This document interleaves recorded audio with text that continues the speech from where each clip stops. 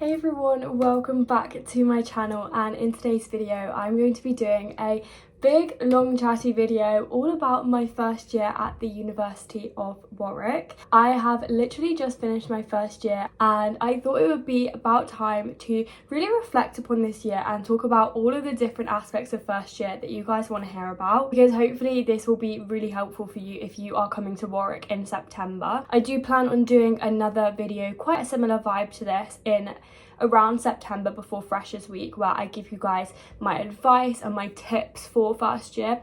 But I really wanted to do a more like Warwick focused video, things that you might want to think about if you're coming to this university. If this is your first time seeing my face, my name is Rowan and I've just finished my first year of psychology at the University of Warwick, and I basically document all of my life, especially in terms of productivity and studying, so I thought this was very ideal for me to film this video. I have asked you guys on Instagram for particular topics or questions that you have, and I've written down some notes in kind of split things into categories. Just get straight in, and we're going to be talking about accommodation. Honestly, like 90% of the questions are about accommodation, because I just remember how stressed out I was last year, like worrying about getting accommodation and potentially getting a bad accommodation. But the process that I went through was that Warwick was actually my insurance uni, and I think the deadline for applying for accommodation for that was a couple days after results day. A week before results day, I thought, let's be realistic about me getting my predicted grades, and I just went onto the accommodation portal, to the Warwick website, go into the accommodation portal. You should be able to log on or something. I chose 6 options. 3 of those had to be shared bathrooms, so I put my top 3 as ensuite and my bottom 3 as shared bathrooms. I got my second choice, so this lovely accommodation is Sherborne. I cannot recommend Sherborne enough, honestly. My first choice was Lakeside, however, looking around, the price of Lakeside is way above Sherborne. My academic year wasn't like that, so yeah, put Lakeside, Sherborne and Heron Bank as my top 3. I genuinely did not look into it very much because, like I said, I did it a few days before results day. I was in quite a rush. I got very lucky getting Sherborne after really not looking into what I was putting down. In my opinion, I would say that the best ensuite accommodations are Sherborne and Heron Bank in terms of the price and what you get. My best friend lived in Heron Bank. She had a really decently sized room. They are single beds, so that's the only other thing. For me, that wasn't really an issue. I just wanted an ensuite and a decently sized room, and I'd say Sherborne and Heron Bank are definitely the best options to go down if you want like a reasonably priced accom. The other ensuite accoms are a little bit more expensive. They are a little bit more modern, I would say. I think like Arthur Vic, Jack Martin, they're all that little bit more expensive. But they are a little bit more modern as well from what I've seen. The other thing to think about when applying for accommodation is location. Again, I don't know why I didn't really look into the location of these accoms when I applied, and I got very lucky getting what I wanted. I live in Sherborne, which is kind of up the top end of campus. It has the sports hub nearby. It's about a 20-minute walk from the far end of main campus, so for lectures it would be about a 15-minute 20-minute walk for me. I didn't mind that at all. Obviously, if you would rather literally roll out of bed 10 minutes before your lecture and arrive there on time, you might want to look at an accommodation that is a bit more on campus. If you're really not bothered about ensuite and interested in the social side of things, Roots is by far the most social accommodation, and even though it's shared bathrooms, it's the cheapest accommodation. I think genuinely hearing from people that I know that have lived there, they've had really good experience. I would say that accommodation is not something to majorly stress about. You will get what you get at the end of the day. You can't really control it once you've applied. I also wanted to mention Lakeside, Heron Bank and Sherborne, all in really nice like scenic areas. Geese are a bit of a not great aspect, but it's in such a nice area. So another thing I wanted to touch on is campus in general. I genuinely love Warwick's campus so much. I knew that I wanted to be at a campus university. I'm quite anxious, I'm quite shy. I just knew that a campus would have been better for me. I think I would have found a city uni very overwhelming. Obviously, people have concerns with Warwick being a campus and it being so small and there being nothing to do, but genuinely it is the most lovely place to live. The buildings are all lovely as well. If you're a Warwick student, you know the Faculty of Arts building is the place to be. It is obviously a building for the arts students. However, it's a really good study space as well for the STEM girlies, I would say. There are multiple cafes, there's a restaurant, there's a bar, there's a pub, like there is everything you could want. There's literally the Warwick Arts Centre, which has so many different performances, has a cinema, like the whole place is just huge. Even though it's a small campus, it has so much going on. It's obviously not like being in a big city where there's so much going on and it's super lively. Warwick is a very like chilled, laid back vibe, but that's exactly what I wanted in a university, so it's really ticked that box for me. If you are wanting that kind of city vibe, you do have Birmingham. I don't particularly like going into Birmingham, but like it's there if you want good shopping and like restaurants and like bigger clubs and things like that, so that's there. We also obviously have Leamington Spa, which is just the most gorgeous place, and I personally haven't struggled with being bored or needing to find things to do. I think you genuinely do have to have that routine where you do go out searching for things to do and don't kind of expect them to come to you, but I would honestly say that there is more than enough going on at Warwick. I think it's ideal. So yes, you do feel like you're walking around a bit of a bubble and you're quite like secluded from like the busyness of life, but I'd say that's a good thing. People do start looking for and signing for houses for second year in like November time. I'd say end of October, November, December is like the prime time that you want to get your housing sorted for second year. But that being said, I know so many people who didn't sort out their housing until very recently, and it's literally June. So like there's a little bit of a rush, but I'd say it's a lot of like social pressure more than there being like a running out of houses. To be fair, linking that back to Warwick, I would say that Warwick has a lot of support for that. There is like so many talks that you can go to, there's people that you can ask for advice. It's really helpful that I made friends with people in second and third year to get their kind of advice off them.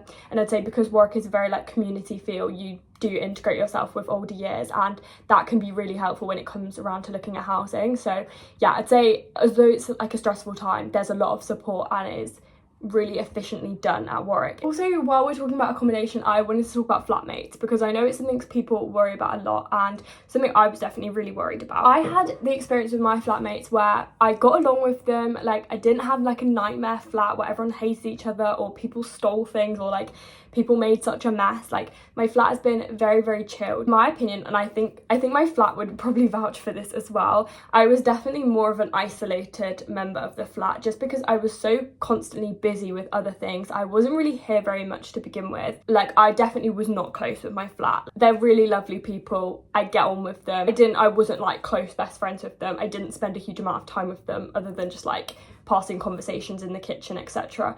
But I think that's really good proof that like you don't have to be best friends with your flat. Like it is okay to not get along with your flat or just not be close with them. Pressure to be really close with your flat, especially in Freshers Week, and I just have never had that, and it hasn't impacted me really negatively. Like, so it's definitely had its like lonely times when you don't get on with your flat and like you are on your own in the evenings, for example. That can get super lonely and you're making friends elsewhere. Like it is totally fine and it will not ruin your year. Quite quickly and quite early on, you'll recognize whether you're going to get along really well with your flatmates or not. I think it can be a bit of a gut instinct. I think if you really want to get on with your flat, I would recommend sticking with them. But for me, I knew that if I stuck with my flatmates, I was never going to end up leaving the flat. I was never going to end up branching out and making friends elsewhere. I would say that it didn't come at a huge cost. I made really good friends elsewhere anyway. I'm going to move on and we're going to talk about my course, my degree, all the academic side of things. Obviously I do psychology and this is going to be psychology at Warwick based, so I'd say if you're not taking psychology and you're not really interested, maybe skip this section. So I thought I would give you a brief kind of overview of the course this year, everything we did. In term 1 I had 5 lectures per week. Also in that week, on a Thursday I had a seminar and on a Wednesday I had like a practical workshop. That was actually the same. Term 1 and 2 is basically the same. Hours are pretty good. They're not really overwhelming. A lot of people did get a day off. You either get a day off or you'll have your like contact hours really spread throughout the week, so you do have a lot of free time as well. I think it's nice. I think it gives you a good routine. It keeps you accountable by like being able to go to classes and things like that, but it's not overwhelming. You're not in like 9 till 5 every single day. Basically the difference between like lecture, seminars, practicals, because I used to get really confused. Lectures are basically the entire year group, and then obviously like a big lecture theatre, the lecturer stands at the front, gives you the information. Seminars are basically a little bit like classes in sixth form. It's a smaller group. Ours had like 30 people in. and the seminar tutor will ask you questions, there'll be a lot of discussion, there's a lot more chatting going on. That is not a bit of me. And our practical workshops were basically, we would sit in a computer lab. A huge part of psychology at uni is statistics. We would work on things like that. So research methods, statistics, running tests, again in a bit of a smaller group. But in terms of how to take notes, because this is another thing people ask a lot, I'll just tell you how I did it. My grades have been pretty good throughout first year, to be fair, but I'd say they were very up and down, and I don't know exactly like how I'm going to continue my note taking in second year.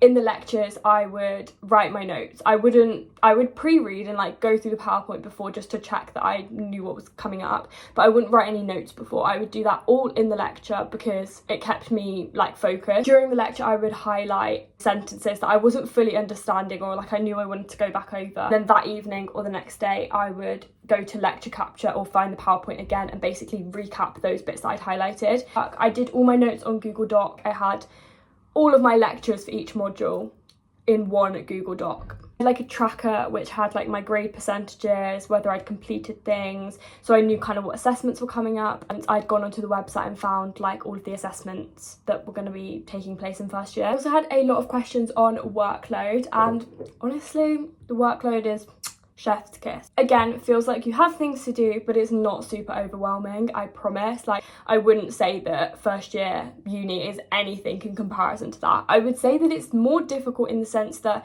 the assessment style is very different. We had a lot of like multiple choice exams, we had essays.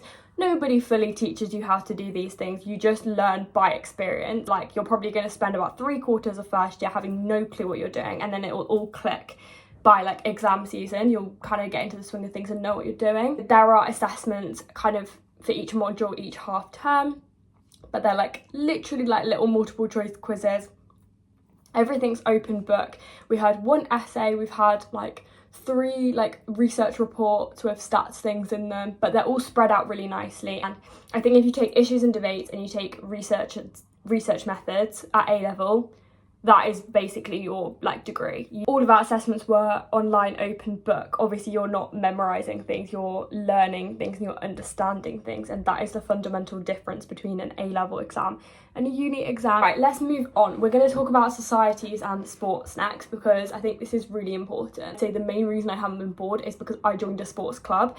So I'd say if you're coming to Warwick, 100% you have to join a sports club or like a few societies. Your social life, which is going to be made up of societies and sports. I think if you don't involve yourself with community things like that, that's when you're going to get bored, and that's when you're going to feel like Warwick is dead. Sports at Warwick is so good. There is literally a sports club for everything, and everywhere will take you as a beginner. For me, I joined CMD, which is classical and modern dance, which is obviously something that I wanted to do because I danced before uni. However, I'd only done ballet and a little bit of lyrical before uni. I had literally never touched jazz, I'd never touched contemporary.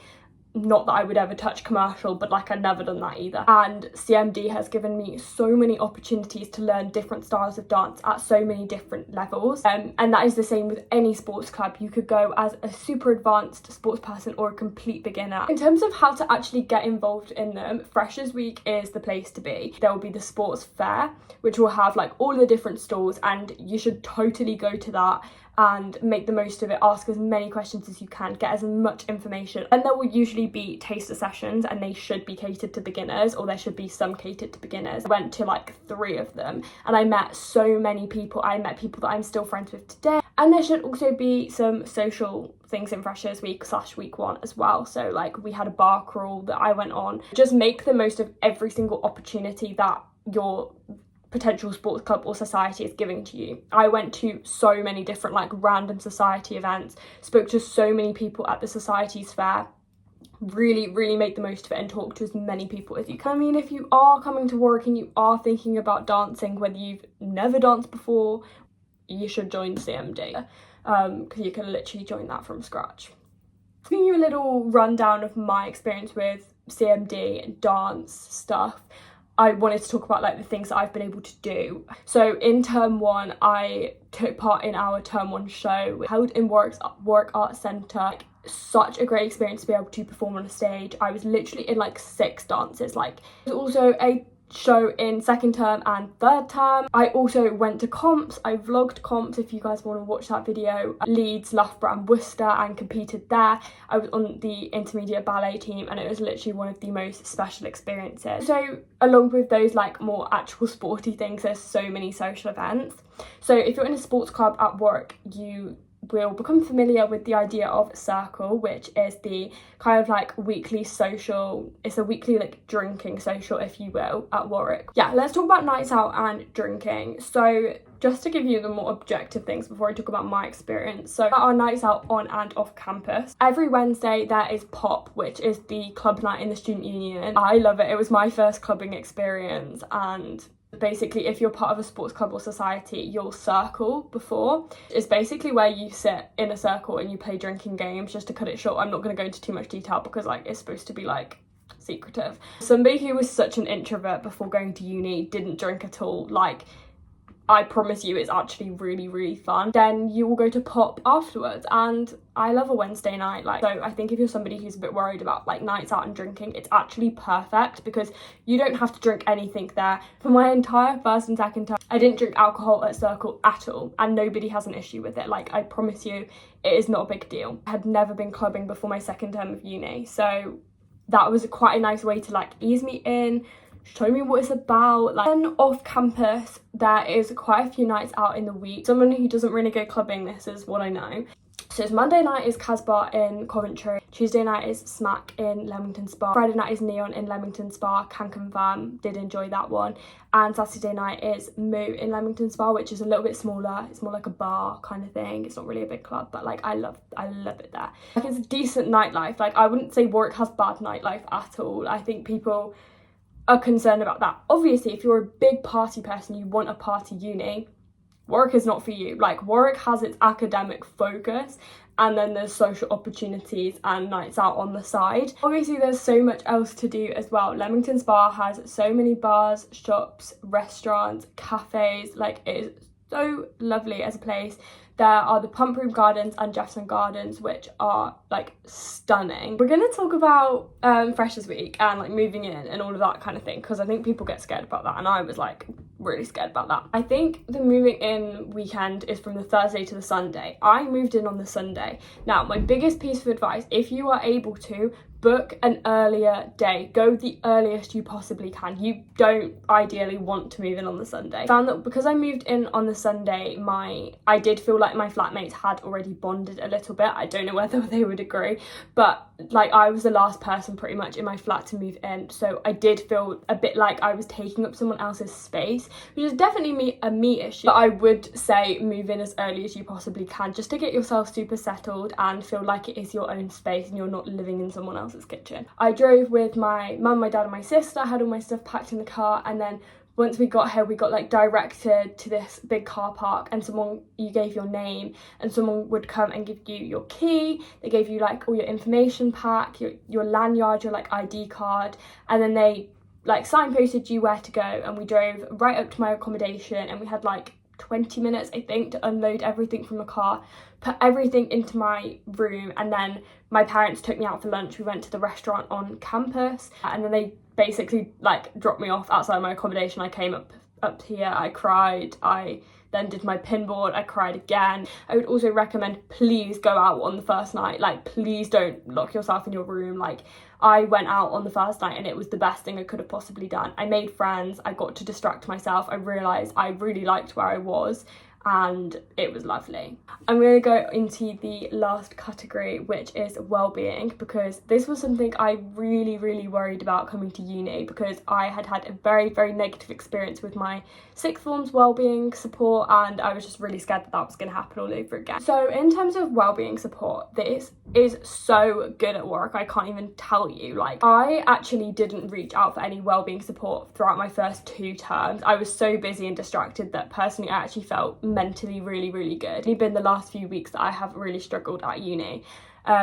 So what I decided to do was I actually went to the doctors first. It's literally a doctor's on campus, which I think is so good, and you just call them. I would definitely recommend registering with the GP on campus, like before you get to uni. Like, get into Warwick, register with the GP. It's going to make it so much easier down the line. Whatever you need the doctors for, you want to be registered with it here on campus, just in case anything happens. I've been to the doctors on campus and they are so good. The system is really good. You get appointments literally that morning. Like, it's really quick and easy. Prescriptions come super fast. There's a pharmacy on campus as well. I've had both my prescriptions literally within like 24 hours. And in terms of actual wellbeing support, I was signposted to the wellbeing services by my doctor, but you can literally just like Google like Warwick wellbeing and it will all come up. They have a really nice website. On there you can book a consultation. You can do this on the phone, you can do it via email, you can do it on like Teams meetings, and you can also have it in person. That is basically the big like student information support building which is on campus, and they have a really lovely little wellbeing support hub. It is honestly so good. Everyone in there is lovely. It's a really lovely place. It's super like nice in there, which feels really comfortable. Got my referral to therapy literally there and then I got my appointment for like 2 or 3 weeks later. In comparison to what I've experienced before, that is just a dream to have like a 2-week wait list. I just can't recommend them enough. They've been so helpful to me already, and I'm hoping that will like make people feel really comfortable that they can come and they know that there's going to be good support for them. I think that is everything that I want to talk about in this video. I hope there's been quite a nice balance of like my own experiences and reflections, but also some advice for you and things to know about Warwick. I feel like this video has been very positive, so I really hope that I have put people's minds at ease if they firmed Warwick. I honestly love this university and this place and the people in it with my whole heart, and I'm so lucky to have had such a wonderful year, to the point where I'm like, I wish I could just go into second year. Like, I don't want a 3-month summer, that's too long. I hope you guys did enjoy watching this video. I love you all so much, and I will see you next week.